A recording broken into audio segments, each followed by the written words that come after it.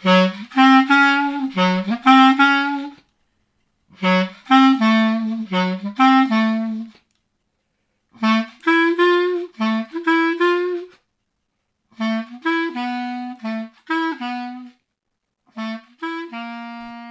revue Rue Saint-Ambroise et l'association Rue du Conservatoire vous proposent La plaie était là, de Géraldine Doutrio.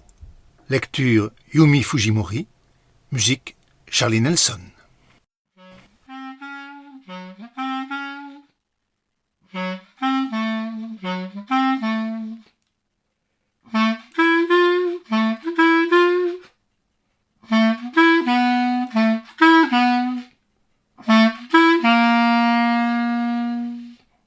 Chacha rencontra Olive le jour de la rentrée, sur les bancs d'un institut qui préparait à un concours de fonctionnaires.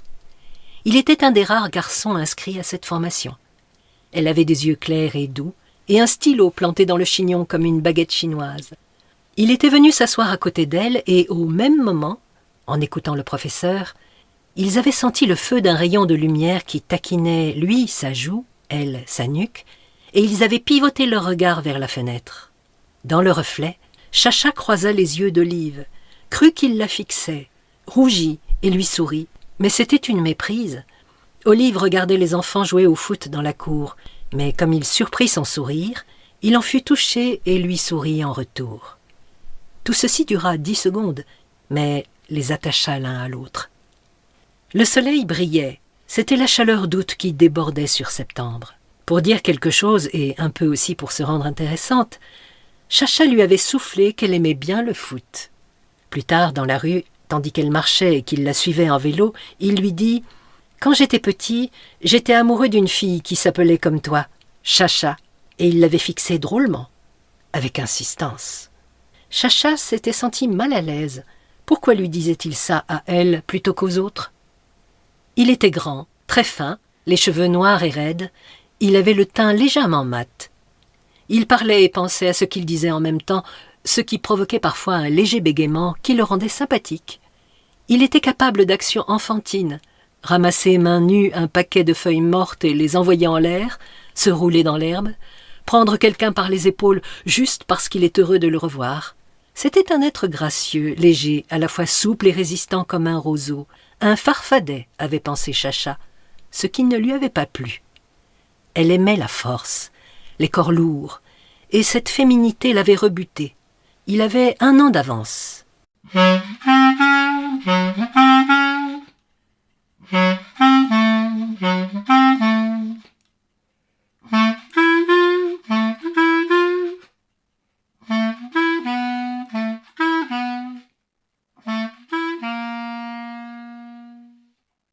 Un matin, elle avait eu la surprise de le retrouver dans son bus.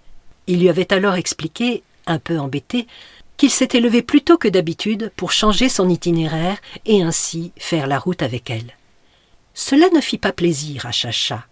Elle n'aimait pas être l'objet d'un favoritisme qui n'était pas justifié.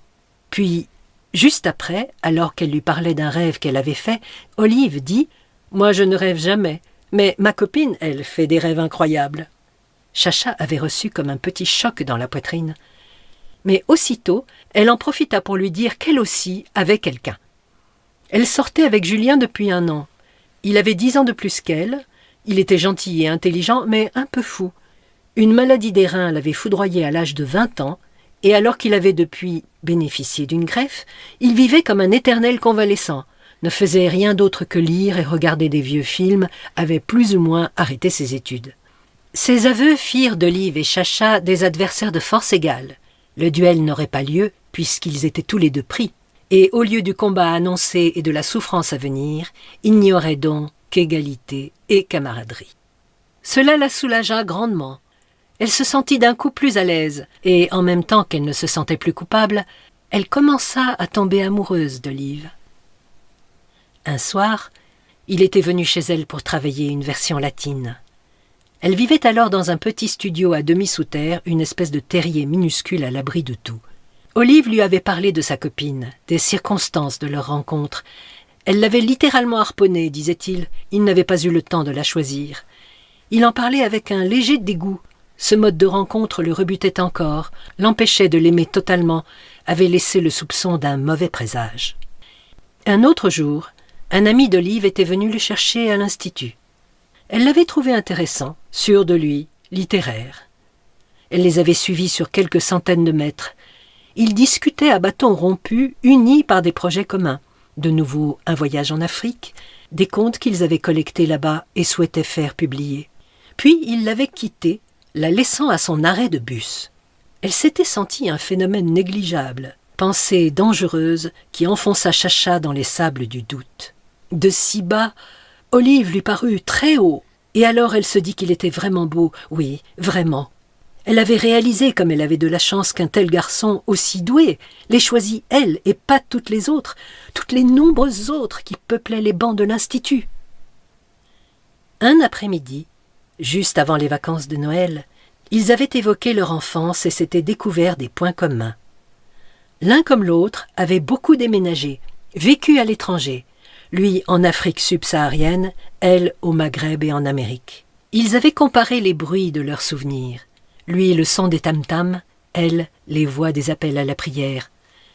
Mais elle avait menti, elle n'avait fait là que répéter un souvenir que sa grande sœur lui avait raconté. Olive avait une excellente mémoire, évoquait des détails précis des villes grouillantes et moites où il avait vécu.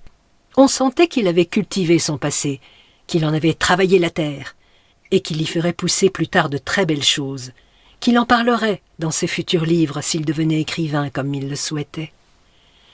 Alors que pour Chacha, c'était plus flou, une enfance laissée en jachère. Mais parce qu'elle voulait plaire à Olive, elle se força à y retourner et réussit quand même à arracher à ce pays emmêlé quelques photos mentales dont elle lui fit part. Olive écoutait ses souvenirs de petite fille avec un sourire bienveillant, plein de sympathie. Mais elle vécut cet échange comme un échec. Elle n'avait pas su l'ensorceler. Elle n'avait pas su se servir de leur passé commun pour le séduire. Elle n'avait pas soigné comme lui sa propre histoire. Elle ne serait jamais un écrivain. Elle ne serait jamais sa copine.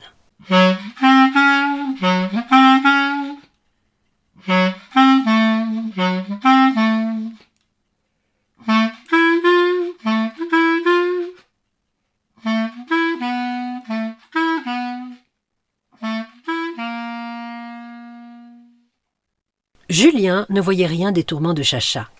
Il était modeste dans ses attentes. Pour Noël, il lui offrit un collier péruvien, des turquoises en forme de petits carrés. Elle le retrouvait tard chez lui, ses petites lunettes rondes collées devant un match de rugby. Il passait ses journées au lit tout habillé, un verre de whisky à ses pieds, des piles de livres sur la table de nuit, des CD éparpillés sur la couette. Il vivait pour la beauté. Dans son appartement épinglé au mur, il y avait une ample robe de samouraï verte, une photo de Salgado en noir et blanc signée par l'auteur, un piano dont il ne savait pas jouer, posé là pour la beauté du monde. La maladie l'avait rendu peureux, c'était un contemplatif. Chacha fit connaître à Olive les livres de Pierre Michon. De son côté, il lui fit découvrir la correspondance de Flaubert. Pendant le cours de littérature médiévale, il s'amusait à reproduire le style de l'écrivain et sa graphie pour faire une blague à un ami.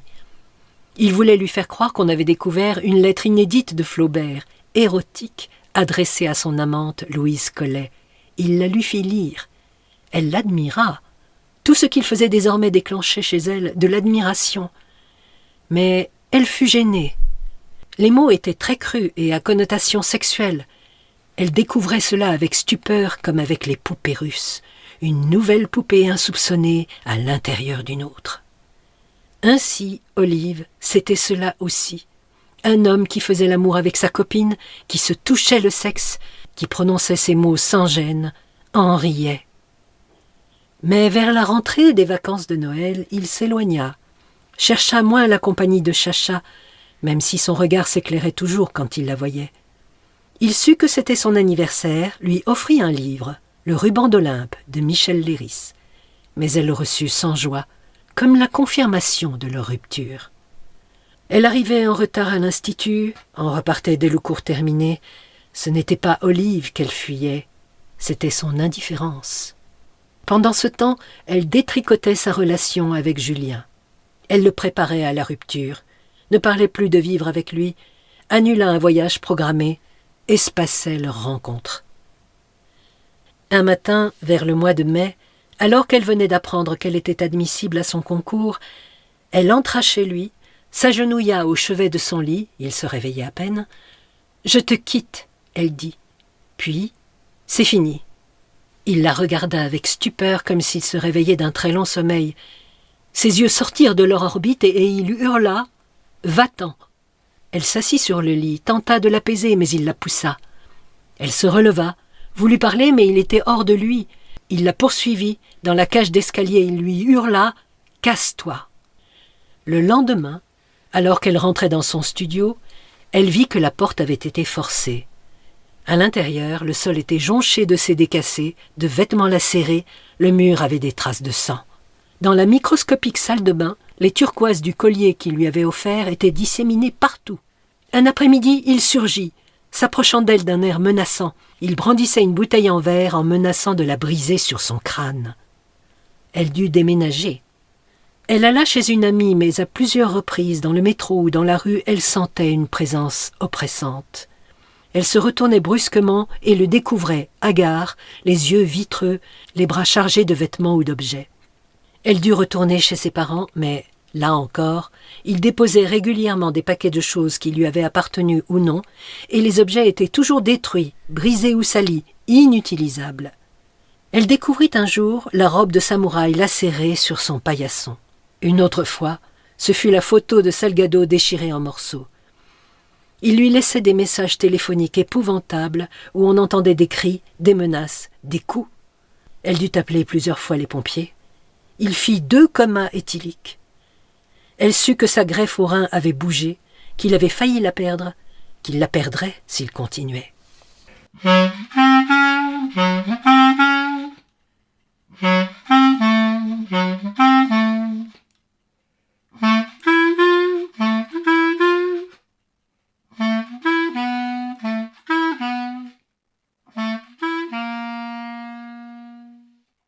Juillet arriva.